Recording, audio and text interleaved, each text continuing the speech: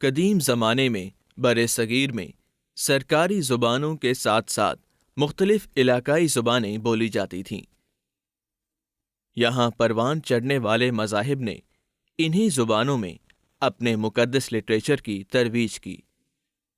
ان مذاہب اور یہاں کی ثقافت کو گہرائی سے سمجھنے کے لیے ان علاقائی زبانوں سے واقفیت بھی ضروری ہے۔ انہی زبانوں میں سے ایک اہم زبان گندھاری ہے۔ آج سے 2000 سال پہلے گندھاری زبان کو پاکستان کے شمال میں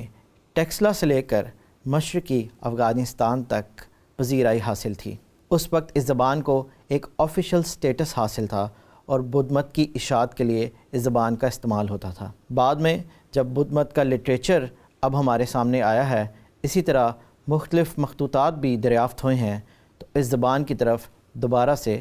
توجہ دی جانے لگی ہے۔ گندھاری زبان جو ہے وہ 4 صدی قبل مسیح سے لے کر 3 صدی عیسوی تک جو تھی وہ گندھارا کے علاقے کے اندر رائج رہی ہے، اور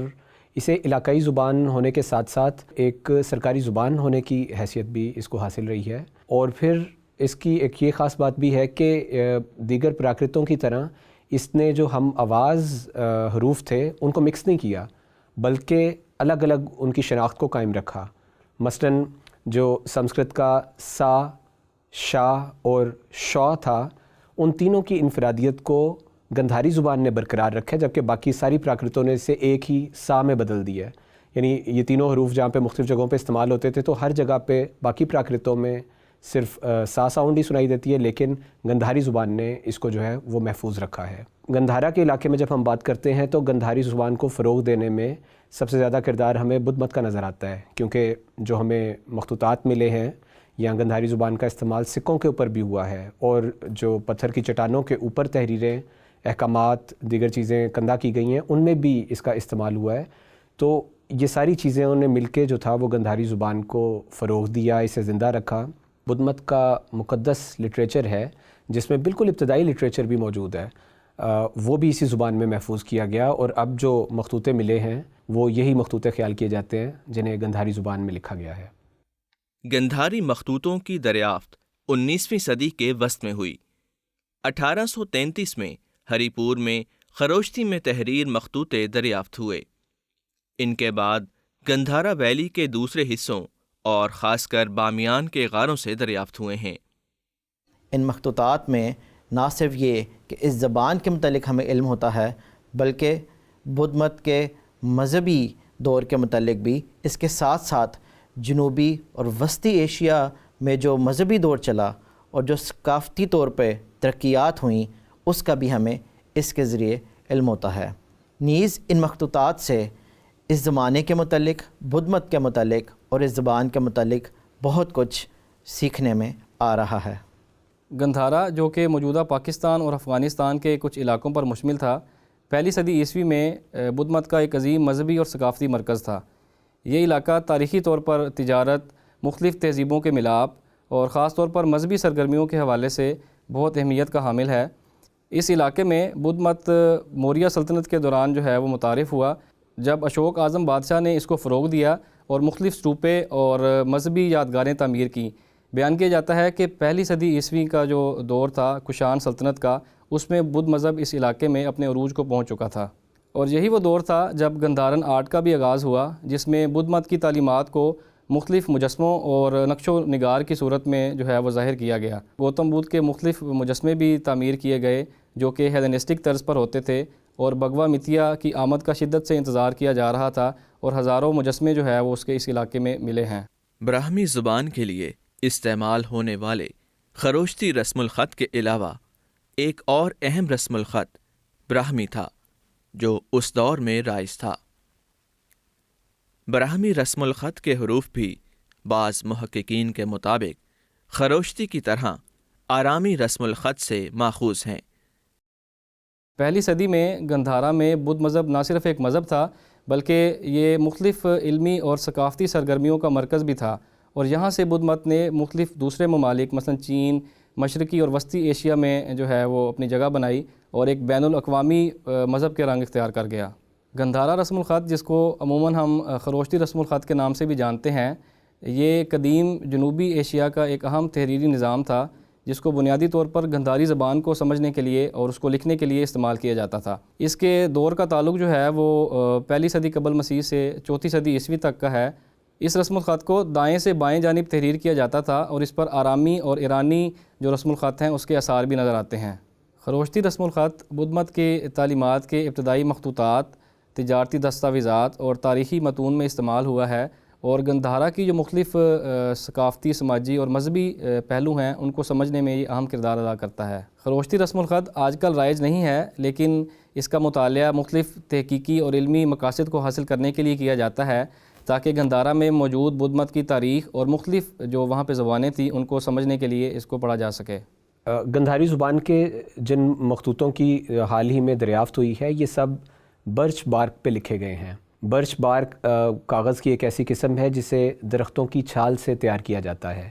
اب معین طور پہ گندھارا کے علاقے کے اندر یہ برچ بارک کس طرح سے تیار کیا گیا تھا ابھی اس پہ اتنا کام نہیں ہوا، اس لیے ایگزیکٹ ہمیں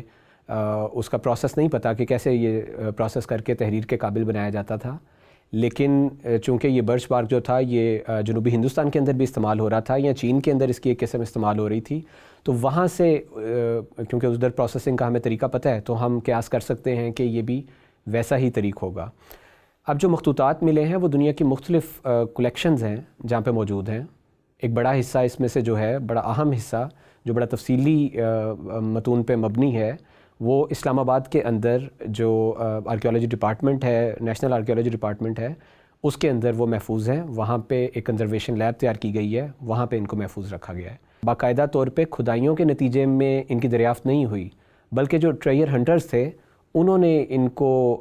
تلاش کیا اور پھر ایلیگل طریقوں سے مختلف علاقوں میں، مثلا برطانیہ ہے، جاپان ہے اور یورپ کے دیگر ممالک ہیں، وہاں پہ ان کو سیل کر دیا تھا۔ تو اب جو ہے جو انٹرنیشنل انسٹیٹیوٹس ہیں وہ ان کلیکشنز کو ریکور کر کے ان کو ڈاکیومنٹ کر رہے ہیں اور اس پہ تحقیق کر رہے ہیں۔ اہم کلیکشنز ہیں، اس میں ایک برطانیہ کی کلیکشن ہے جو برٹش لائبریری کے اندر موجود ہے۔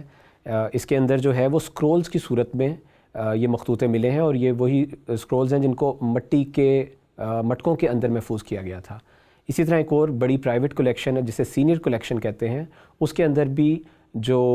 بدھسٹ کینن ہے اس کی اہم کتابیں موجود ہیں۔ اس کے علاوہ اوسلو کے اندر، واشنگٹن کے اندر یہ کلیکشنز ہمیں ملتی ہیں۔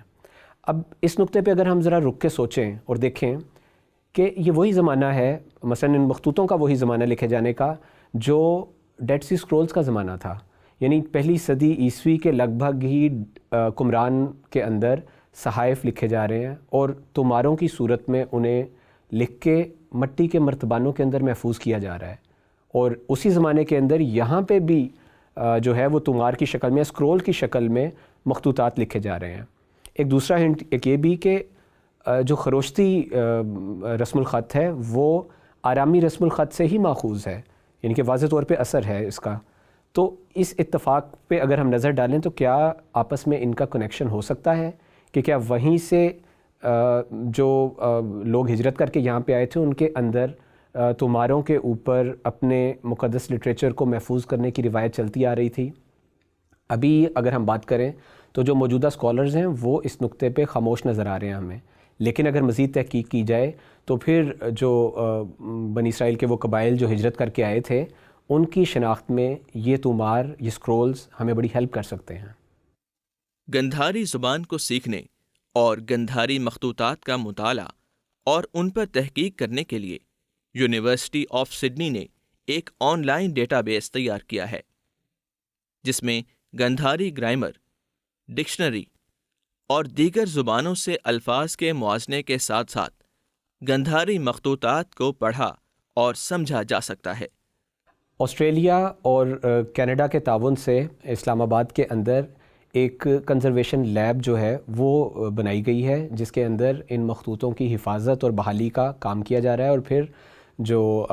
اسکالرز ہیں وہ اس کے جو متن ہے، اس کا جو کانٹینٹ ہے اس پہ بھی تحقیق کر رہے ہیں۔ ان ماہرین کے اندر ایک تو سڈنی یونیورسٹی کے پروفیسر ڈاکٹر مارک ایلن ہیں جو کام کر رہے ہیں. یہ سنسکرت کے پروفیسر ہیں اور اس کے علاوہ یہ دیگر پراکرتوں کے ساتھ ساتھ گندھاری زبان پہ بھی عبور رکھتے ہیں. اور ان کے ساتھ ساتھ ہم دیکھیں تو ڈاکٹر جیسن نیلس ہیں جو کینیڈین آرکیولوجسٹ ہیں اور لاریر یونیورسٹی کے اندر وہ بھی سنسکرت کے پروفیسر ہیں، اور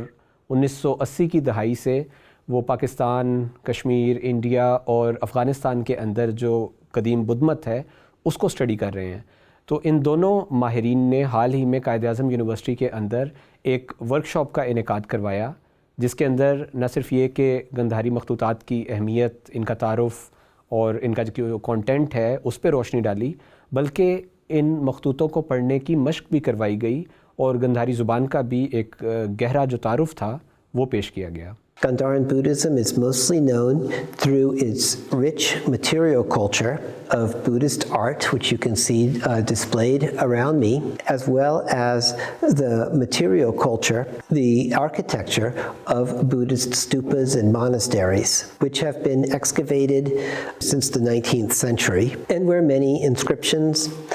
as well as coins have been found. These epigraphical sources of inscriptions provide a chronological framework, that's to say an historical context, for the sequence of rulers and other families that supported the Buddhist community with numerous donations, including donations of relics that were deposited and consecrated in stupas. A number of collections of very early literary sources that were written in the Kharoshthi script and the Gandharan language, which we call Gandhari. Gandhari زبان اور مخطوطات کا استعمال اس وقت تک عروج پر تھا جب تک بدھ مت کے قدم گندھارا میں مضبوط رہے. تاہم جیسے ہی مختلف فاتحین نے ان علاقوں پر تسلط قائم کیا، جن میں ہنز، ساسانی اور غزنوی شامل ہیں، تو آہستہ آہستہ گندھاری زبان اور مخطوطوں کا وجود کم ہوتا چلا گیا. امتداد زمانہ نے بے شمار مخطوطوں کو تلف کر دیا. موجودہ دور میں دریافت ہونے والے گندھاری مخطوطے ایک ٹائم مشین کی طرح آج کے انسان کو موقع دے رہے ہیں کہ وہ 2000 سال پہلے کے بر صغیر کو ایک کھڑکی سے جھانک کر دیکھ سکیں. کیا پتہ اسی کھڑکی سے ہزاروں میل کا سفر طے کر کے آنے والے اس قافلے کا نشان بھی مل جائے جو گم شدہ بھیڑوں کی تلاش میں فلسطین سے چلا تھا.